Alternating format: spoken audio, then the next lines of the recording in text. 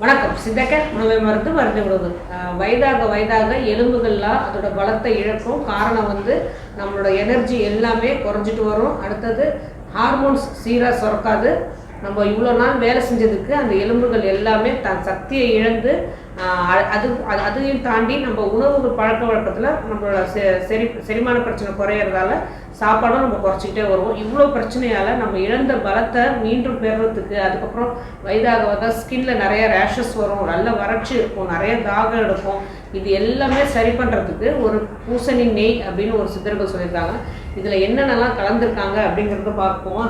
பூசணிக்காய் சாறு, தண்ணீர்விட்டான் கிழங்கு சாறு, வாழைக்கிழங்கு சாறு, வெள்ளரிக்காய் சாறு, நெல்லிக்காய் சாறு, வாழைப்பூச்சாறு, மாதுளம்பழச்சாறு, வெட்டிவேர் தண்டு சாறு, கரிப்பான் சாறு, இளநீர், பொன்னாங்கண்ணி சாறு, சிறுகீரை சாறு, சீந்தில் தண்டு சாறு, செங்கழுநீர் கிழங்கு சாறு, அமிர்தவல்லி கிழங்கு சாறு, அப்புறம் பசுவின் நெய், பசுவின் பால். இது எல்லாமே ஒரு லிட்டர் எடுத்துக்கிட்டு இது எல்லாத்தையும் அளந்துட்டு, இது 10 மடங்கு இருந்தது அப்படின்னா 1 மடங்கு மட்டும் வெல்லம் போட்டு காய்ச்சி வச்சுக்கிட்டோம் அப்படின்னா காலையில் ஒரு 5 ml, நைட்டு 5 ml இதை தொடர்ந்து குடிச்சிட்டே வந்தோம் அப்படின்னா ஸ்கின் ரேஷஸ் எதுவுமே வராதுன்றாங்க.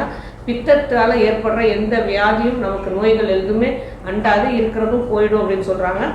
எலும்புருக்கி பிரச்சனைகள், அதாவது எலும்பை பலப்படுத்துகிற தன்மை கிடைக்கும். எலும்பு உருக்கி அதாவது எலும்பு பலத்தை இழக்கிற தன்மை கொஞ்சம் கொஞ்சமாக நின்றுடும் அப்படின்னு சொல்கிறாங்க. ஸ்கின்ல வர ரேஷஸ், சொறி, சிரங்கு எந்த பிரச்சனையும் வராது. காது வலி, தலைவலி இது எதுவுமே வராது. இழந்த பலத்தை மீண்டும் பெற முடியும் அப்படின்னு சொல்கிறாங்க.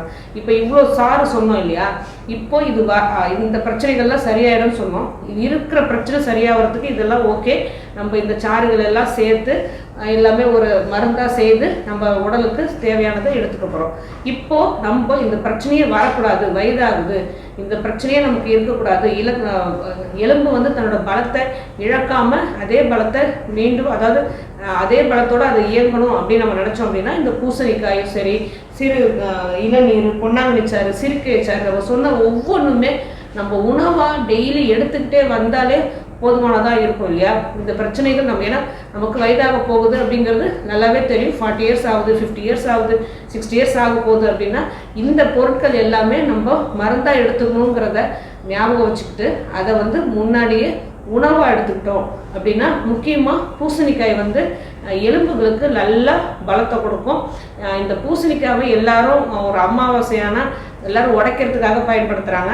அதை உடைக்கணும்னு சொன்னவங்க வீட்டில் இந்த பூசணிக்காய் மோர் குழம்போ ஒரு கூட்டோ இல்லை, இதை கண்டிப்பாக வாரத்துக்கு 2 முறையாவது செய்து சாப்பிட்டு தான் இருப்பாங்க.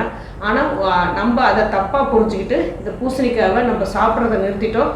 நம்ம வாசலில் உடைக்கிற மாதிரி பண்ணிட்டோம்.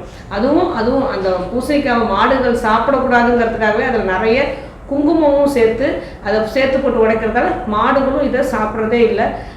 அந்த காலத்தில் பூசணிக்காய் நிறைய விளையும் போது தேவையான பூசணிக்காவை நம்ம சாப்பிட்டுட்டு மீதி உள்ள பூசணிக்காவை மாடுகளுக்கு தான் போடுவாங்க. அதுலேருந்து வர பால் அவ்வளோ கால்சியம் நிறைந்ததாக நமக்கு மாடுகள்லேருந்து கிடச்சிட்டு இருந்தது. அந்த கால்சியம் தான் நமக்கு எலும்புகளை பாதுகாத்துட்டு இருந்தது.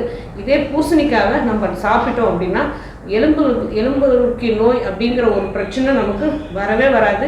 எலும்புகளுக்கு பலம் கண்டிப்பாக கிடைக்கும். ஏதாவது ஒரு வகையில் இந்த பூசணிக்காவை சாப்பிட்டுட்டே இருக்கலாம்.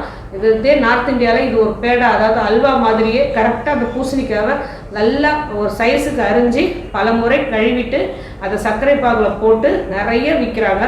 பூசணிக்காவை அவங்க அப்படி தான் அதை சேர்த்துக்கிறாங்க. நம்ம பூசணிக்காவை உணவில், அதாவது முக்கியமாக ஏன்னா இந்த ஸ்வீட் செய்து சாப்பிட முடியாது அப்படின்னு நீரிழிவு நோய்கள் நினைச்சாங்க அப்படின்னா பூசணிக்காய் நீரிழிவு நோய்களுக்கும் சிறந்த மருந்து மாதிரி தான் இந்த உணவு. பூசணிக்காய் சேர்ந்த எந்த உணவும் சரி, பூசணிக்காய் சாறு எடுத்துக்கலாமா அப்படின்னா அது வேக வைக்காமல் எந்த உணவையும் நம்ம எடுத்துக்கிட்டோம் அப்படின்னா செரிமான பிரச்சனை கண்டிப்பாக வரும். ஏன்னா தொடர்ந்து சாப்பிடும்போது ஒரு சாராக நம்ம எடுத்துக்கும் போது அது கொதிக்க விட்டாலும் அதோட தன்மை சுத்தமாக மாறிடும்.